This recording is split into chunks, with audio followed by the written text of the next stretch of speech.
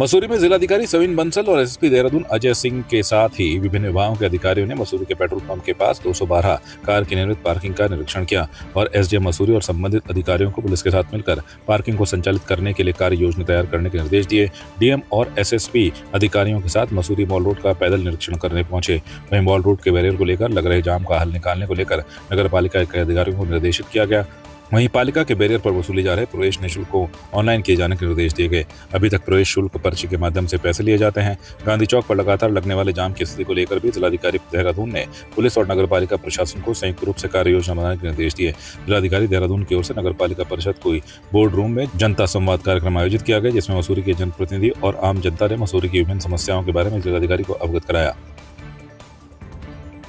हमारा उद्देश्य था कि मसूरी में हमारे जितने भी स्टेक होल्डर्स हैं, हमारी आम जनमानस हैं, जो मुख्य समस्याएं हैं वो एक बार उस पर विस्तृत चर्चा कर ली जाए ताकि आगे निदान के लिए उसमें हम कार्रवाई शुरू कर सकें। कुछ समस्याएं ऐसी होती हैं जिनके त्वरित निदान के लिए प्रयास किए जाते हैं और कुछ क्रॉनिक प्रॉब्लम्स हैं जिन पे धीरे धीरे स्टेडीली भी मूव फॉरवर्ड। तो वो सभी समस्याओं को नगर पालिका, पीडब्ल्यूडी, हमारे एसडीएम, हमारे हेल्थ सर्विसेज कंसर्न को नोट करवाया गया है और उनको टाइम बाउंड किया गया है कि इन समस्याओं का जो इमीडिएटली हम डिस्पोज कर सकते हैं उसको इमीडिएटली किया जाए और जिसमें फंड्स की रिक्वायरमेंट है, कोई कोऑर्डिनेशन की आवश्यकता है तो उसको टाइम बाउंड करते हुए मुझे प्रस्तुत किया जाए। जो इस तरह के हमारे पब्लिक कनेक्ट हैं, चाहे वो हमारी फील्ड विजिट्स हैं, हमारा जनता दर्शन है या फिर हमारे बहुउद्देशीय शिविर हैं, वहीं से फील्ड लेवल का, ग्राउंड लेवल की जो प्रॉब्लम्स आ रही हैं सुगमता में, एक्सेस में और जितनी हमारी इन्वेस्टमेंट्स हो रही हैं उसके क्या कॉस्ट बेनिफिट रेशोज़ हैं, कहीं पे डिपार्टमेंट्स की कोई कैजुअल अप्रोच है या public is being well treated, तो वो सब चीज़ें इसी तरह के फोरम से पता लगती हैं। सो हमारा ये भी प्रयास रहेगा कि आगे इस तरह के इंटरेक्शंस को रेगुलराइज किया जाए क्योंकि हमारे दूरस्थ क्षेत्र, हमारी सब डिविजन्स काफ़ी फैली हुई हैं, स्कैटर्ड हैं। सो सभी सब डिविजन्स को कवर करने का प्रयास है और फिर जब साइकिल पूरा हो जाता है तो फिर से वो चरण शुरू हो जाए हर एक सब डिविज़न में। तो हम कोशिश करेंगे कि ये जो प्रोसेस है वो कंटिन्यू चलता रहे।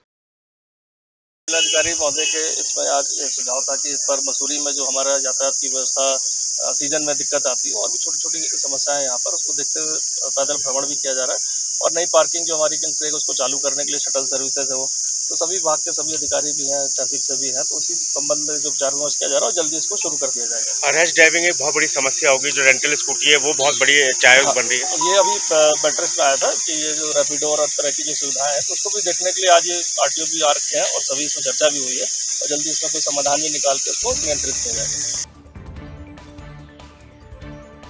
मसूरी वन विभाग के तत्वाधान में विनोग हिल वन्य जीव विहार में 3 दिवसीय 8वां उत्तराखंड बर्ड फेस्टिवल का वन मंत्री सुबोध उनियाल और धनोल्टी विधायक प्रीतम सिंह पवार ने उद्घाटन किया। केंद्रीय विद्यालय के छात्र छात्राओं ने इस मौके पर सांस्कृतिक कार्यक्रम प्रस्तुत किए, जिसने सभी का मन मोह लिया। इस मौके पर देश के विभिन्न प्रांतों से बर्ड विशेषज्ञों के साथ ही विभिन्न स्कूलों के छात्र छात्राओं ने भाग लिया और विभिन्न प्रजातियों के पक्षियों के बारे में जानकारी हासिल की। 3 दिवसीय इस कार्यक्रम में देश से लगभग 250 पक्षी प्रेमियों और पक्षी विशेषज्ञ शामिल हुए। बर्ड फेस्टिवल को पर्यटन की दृष्टि से बहुत महत्वपूर्ण माना जा रहा है।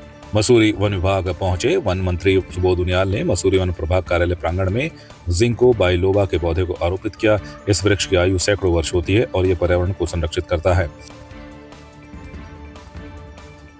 हमारे राज्य में बर्डवॉचिंग में बहुत ज़्यादा संभावना है। पूरे देश में जहां हमारे 140 करोड़ का देश है, 13 के आसपास ये प्रजातियाँ हैं पक्षियों, उसमें से 729 प्रजातियाँ केवल उत्तराखंड है।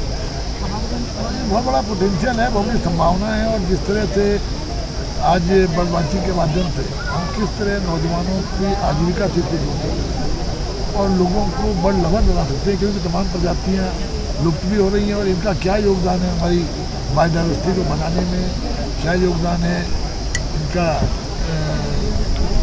पक्षियों का हमारे जीवन में, उससे लोगों को जानकारी भी मिले और लोग जहाँ एक और बर्ड लवर बने वहाँ दूसरी ओर मैंने आपने कहा कि किस तरह नए वर्ल्ड वॉचिंग डेस्टिनेशन बनाकर लोगों की आजीविका से हम पहले जोड़ सकते हैं, क्योंकि 15 से ज़्यादा बर्ड वाचिंग डिस्ट्रिक्ट हमारे राज्य में हैं और इस पर तमाम बच्चे की जो उनके गाइड्स हैं, उन्होंने गाइड्स के रूप में अपना आजीविका को चलाने के साथ साथ इसको इस्टेब्लिश करने में ऐसे डेस्टिनेशन को उनका भी बहुत बड़ा योगदान है। और आज किस तरह लोगों की आजीविका से जुड़े और किस तरह नए डेस्टिनेशन बनाने के हम चिन्हित करके नए डेस्टिनेशन की तरफ बढ़े आगे और किस तरह वन विभाग इसमें मदद कर सके, उसको लेकर के इसका आयोजन किया गया। क्योंकि मैंने आपने जैसे कहा कि कई प्रजातियाँ आज लुप्त हो रही हैं।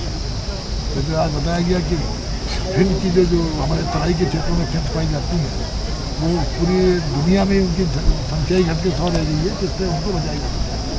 और लोगों को उनके ऊपर डॉक्यूमेंट्री दिखा जो यहाँ पर दिखाई गई, उससे भी कहीं ना कहीं एक अवेयरनेस लोगों में आई। और चाहता तो कई ब्रोजर्स जो तितलियों पे और बर्ड्स पे जो आज ये रिलीज किए हैं, मैं समझता हूँ कहीं ना कहीं बर्ड वाचिंग को एक टूरिज्म सेक्टर के रूप में स्टैब्लिश करने में इनका योगदान होगा। कुल मिलाकर के हमारा ये है, जिससे मुझे मालूम हुआ है कि आज अमेरिका में हर तीसरा नागरिक जो है बर्ड वाचर है और 5वां, और इंग्लैंड में हर तीसरा आदमी बर्ड वाचर है और उनकी इकोनॉमी में बिलियंस डॉलर का कंट्रीब्यूशन बर्ड वाचिंग से है।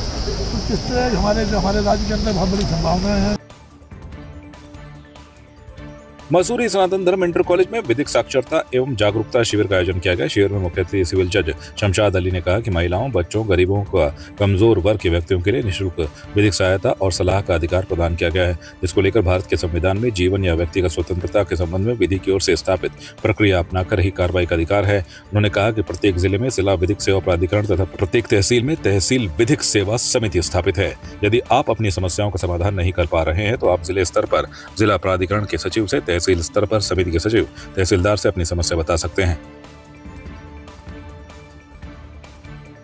हमारे द्वारा समय समय पर मसूरी के अंदर विधिक साक्षरता के संबंध में कैंप लगाए जाते हैं, जिसमें लोगों को विधिक साक्षरता के संबंध में जानकारी दी जाती है।